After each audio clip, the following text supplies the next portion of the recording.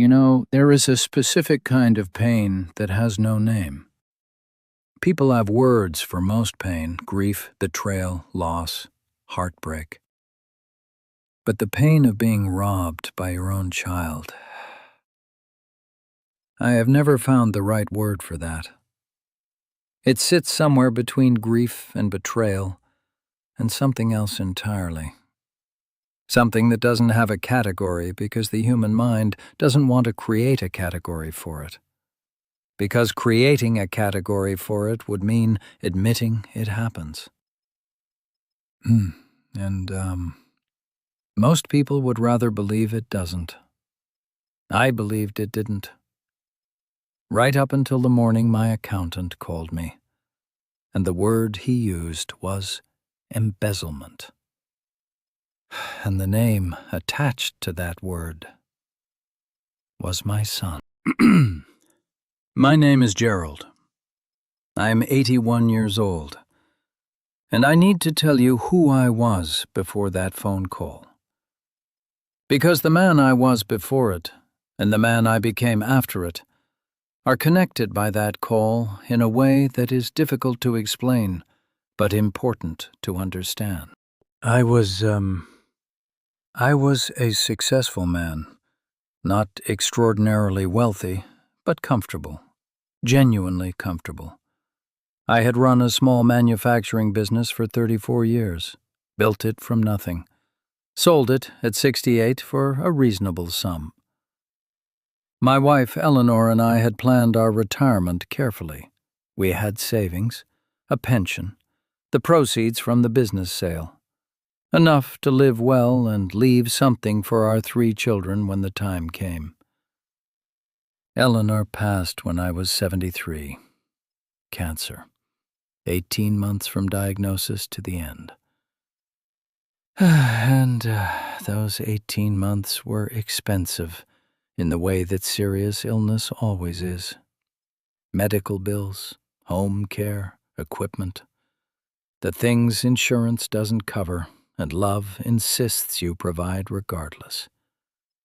By the time Eleanor was gone, a significant portion of our retirement savings had gone with her. Which was fine, which was right. She deserved every penny of it and more. But it left me at 73 with less than I had planned for. Not desperate, but reduced. And it left me alone. Which is where Michael comes in. Michael was my youngest, 39 years old at the time this story begins. Charming, funny. The kind of son who always knew exactly what to say and when to say it. He had struggled, you know. I want to be honest about that because I think it matters. Michael had struggled his whole adult life to find his footing. Businesses that didn't quite work, relationships that didn't quite last, a kind of permanent, almost there quality to everything he attempted. And I had helped him many times, over many years, not because I was a fool, but because he was my son, and that is what fathers do. Or at least, that is what I believed fathers did. After Eleanor died, Michael stepped up. That's the only way I can describe it. He called every day. He came over for dinner twice a week. He drove me to medical appointments. He was present in a way that his older brother and sister, both busy with their own families, could not always manage. And when I mentioned that managing my finances had become complicated, keeping track of everything, making sure bills were paid on time, the administrative weight of living alone at 73, Michael offered to help. And, I said yes. I gave him access to my accounts. I made him executor of my will. I trusted him completely, because he was my son. And that is where the story turns. For 6 years, I noticed almost nothing. And I want to be clear about why. because I think it's important for other people to understand how this works.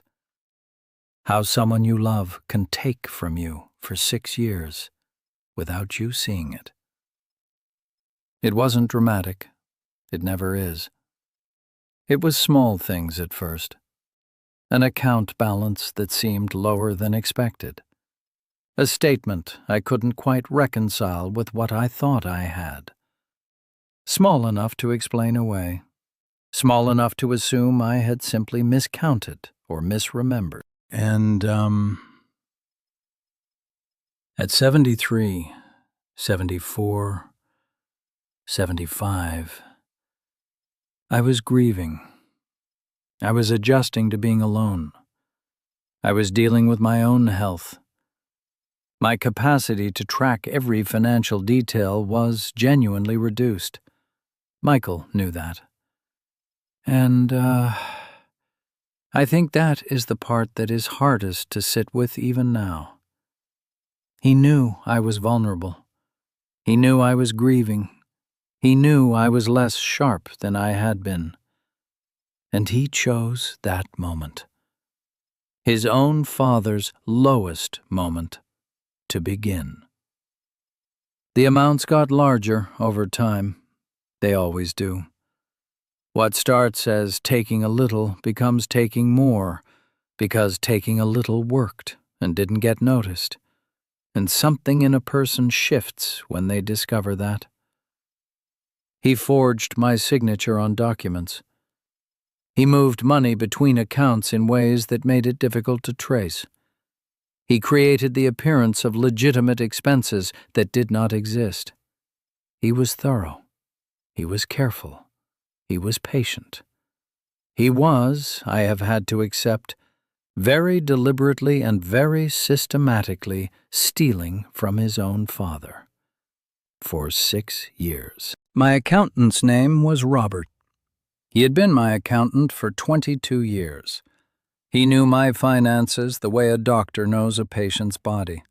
Not just the current state, but the full history, the patterns, the things that don't look right. He called me on a Tuesday morning in March, and he said, very carefully, very gently, the way people speak when they are about to say something that cannot be unsaid. "Gerald, I need to come and see you. Today, if possible. I've found something in your accounts, and I need to show you in person." And I knew, before he came, before he spread the papers on my kitchen table, before he showed me the transfers and the forged signatures and the manufactured expenses, I knew. The way you know things you have been not quite letting yourself know. I knew. Robert sat across from my kitchen table and showed me everything. Every transfer, every forged document, every manufactured expense. $340,000 over 6 years. $340,000. Gone. And the name on every transaction, Michael. And I sat at that kitchen table for a very long time after Robert left. And I thought about the dinners twice a week, and the daily phone calls, and the drives to medical appointments. And I understood, with a clarity that was almost physical, that none of it had been love. It had been maintenance. He had been maintaining access, maintaining my trust, maintaining the arrangement. And that understanding was worse than the money. Much worse. People ask me what I did next. And the honest answer is, I sat with it for 2 weeks before I did anything. 2 weeks of sitting with what I knew and not yet acting on it. Not because I was weak, but because I understood that whatever I decided next could not be undone. If I went to the police, and Robert made clear that I had every legal right to. Michael would be arrested, charged, potentially imprisoned.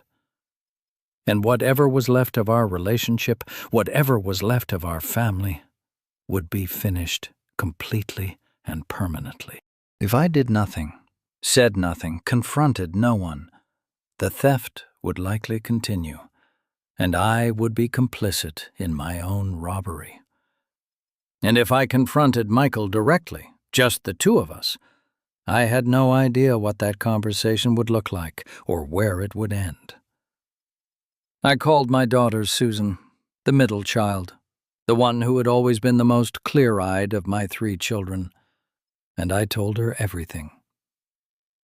And she was quiet for a long time.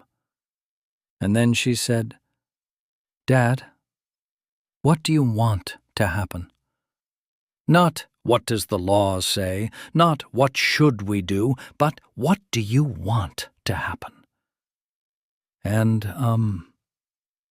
I sat with that question for another week, and I arrived at an answer that surprised me. I did not want Michael in prison. Not because what he did was acceptable. It was not. It was a profound betrayal of everything a son owes a father. But because putting him in prison would not give me back the money. It would not give me back the 6 years. It would not give me back the version of my son that I had believed existed before Robert spread those papers on my kitchen table. It would only add another loss to the losses I was already carrying. What I wanted, what I actually wanted, was for Michael to understand what he had done, to sit across from me and understand it. Without lawyers, without a courtroom, just the two of us at that same kitchen table. So that is what I arranged. Michael arrived at my house, not knowing what the meeting was about. I had asked him to come for dinner, told him nothing on the phone. And he came, charming, easy, carrying a bottle of wine, completely unaware. And I let him sit down, and I put Robert's papers on the table between us, and I watched his face. And, I don't have words for what I saw there. It wasn't surprise exactly, because I think somewhere underneath everything he had always known this moment was coming. It was more like collapse. The collapse of a version of himself he had been maintaining almost as carefully as he had been maintaining my trust. He didn't deny it. I'll say that for him. He didn't deny it.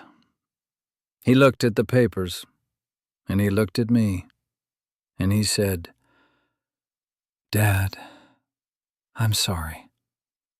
And I said, "Tell me why." And he told me. Debts I hadn't known about. A gambling problem that had started small and consumed him completely over years. The shame of it. The impossibility of asking for help directly. The terrible logic of someone drowning who grabs on to the nearest thing without thinking about what it will cost that thing. None of it excused what he did. But, sitting across that kitchen table from my youngest son as he explained the darkness he had been living in for years, I understood something. He had been drowning. And instead of asking me to save him, he had taken what he needed to stay afloat, which was unforgivable, and which I was going to have to find a way to carry anyway. Because he was still my son, and I was still his father. And those facts do not stop being true because someone does an unforgivable thing. I did not press charges. I want to be honest about the response that decision gets when I tell people. Some people understand, especially parents. Many people don't. And they're not wrong to feel that way. What Michael did was criminal, full stop. He should, by all rights, have faced legal consequences. But I am 81 years old. I had already buried my wife.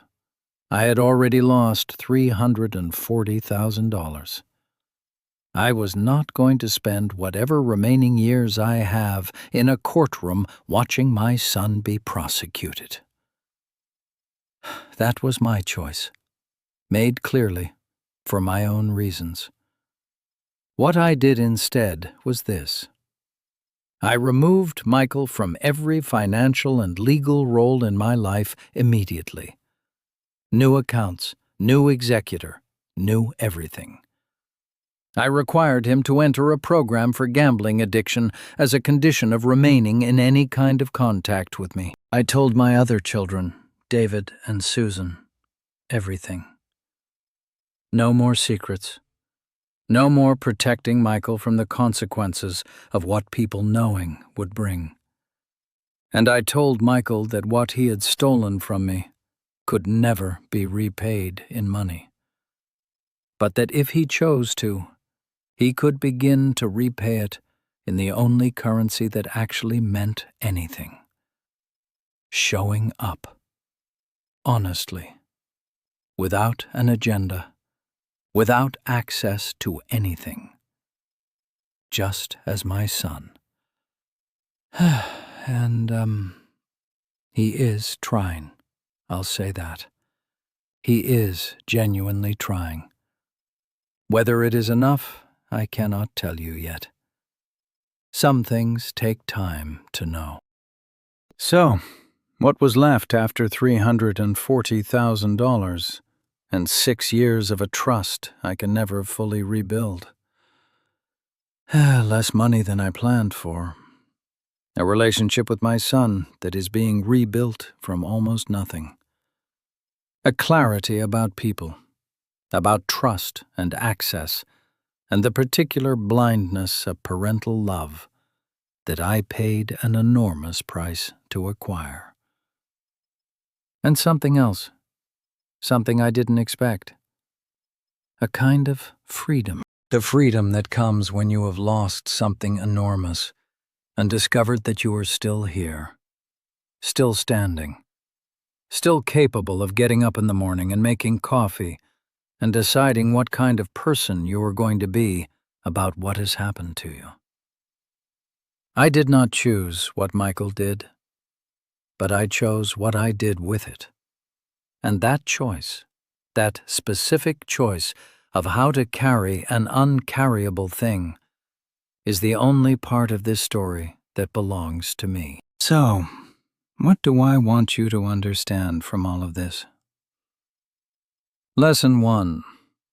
Love is not the same as trust. They are two separate things and must be treated separately. I loved Michael completely, as a father loves a child, and I confused that love with trustworthiness. I assumed that because I loved him and he was my son, he was therefore trustworthy with my finances, my documents, my affairs.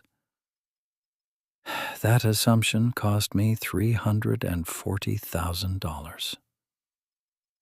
Love someone completely.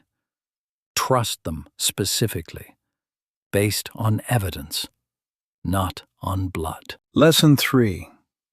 What you do with what is done to you is the only thing you actually control.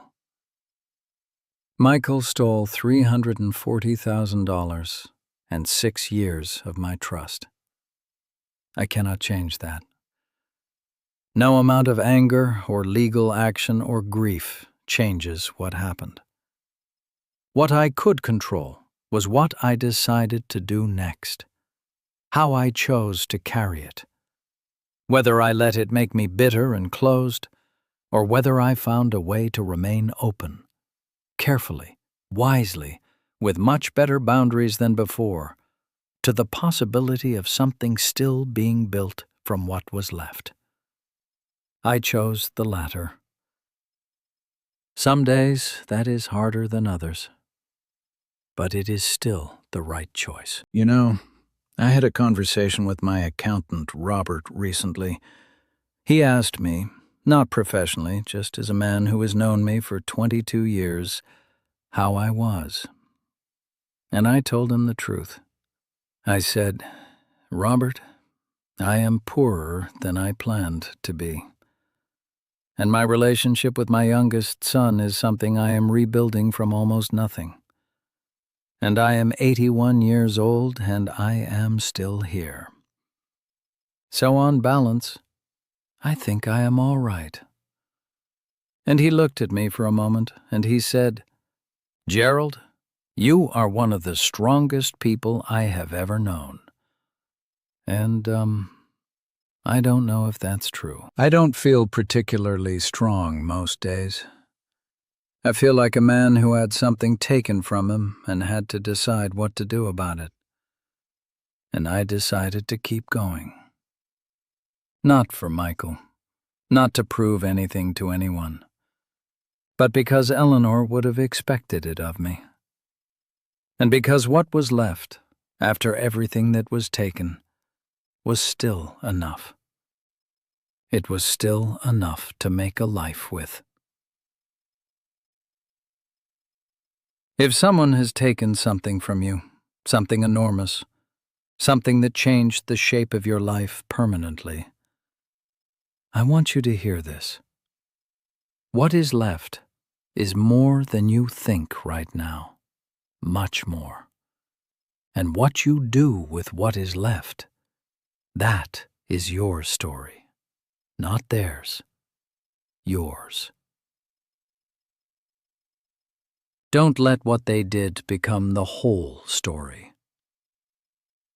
That's all I have.